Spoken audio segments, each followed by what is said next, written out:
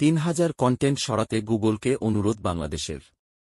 2023 সালের শেষ 6 মাসে 2009-43টি কন্টেন্ট সরাতে যুক্তরাষ্ট্রভিত্তিক প্রযুক্তি প্রতিষ্ঠান গুগলকে অনুরোধ করেছে বাংলাদেশ। পুলিশ এবং বিচার বিভাগ সহ সরকারের বিভিন্ন সংস্থার পক্ষ থেকে এসব অনুরোধ করা হয়েছে। সরকারের সমালোচনা ক্যাটেগরিতে সর্বোচ্চ 5.2% কন্টেন্ট সরানোর অনুরোধ করা হয়েছে। পাশাপাশি কন্টেন্টের সিংহভাগই গুগল মালিকানাধীন ভিডিও স্ট্রিমিং সাইট ইউটিউবে প্রকাশিত ভিডিও। 2009-09টি ভিডিও কন্টেন্ট সরাতে গুগলকে অনুরোধ করেছে বাংলাদেশ সরকার। তবে সরকারের এসব অনুরোধের 5.8% ক্ষেত্রে কোনো ব্যবস্থাই নেয়নি গুগল।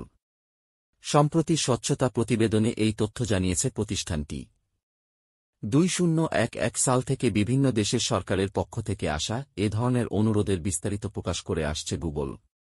2023 সালের জুলাই থেকে ডিসেম্বর পর্যন্ত 6 মাসের তথ্য বিশ্লেষণে দেখা যায়, এসব কন্টেন্ট সরাতে সবথেকে বেশি অনুরোধ করেছে তথ্য ও যোগাযোগ সংশ্লিষ্ট কর্তৃপক্ষ যেমন digital security agency DS, Bangladesh টেলিযোগাযোগ নিয়ন্ত্রণ কমিশন বিটিআরসি, তথ্য ও যোগাযোগ প্রযুক্তি আইসিটি বিভাগ ইত্যাদি। পাশাপাশি পুলিশ, বিচারিক আদালত এবং অন্যান্য সংস্থাও কন্টেন্ট সরাতে অনুরোধ করেছে গুগলের কাছে। সবচেয়ে বেশি ইউটিউব থেকে কন্টেন্ট সরানোর অনুরোধ করা হয়েছে।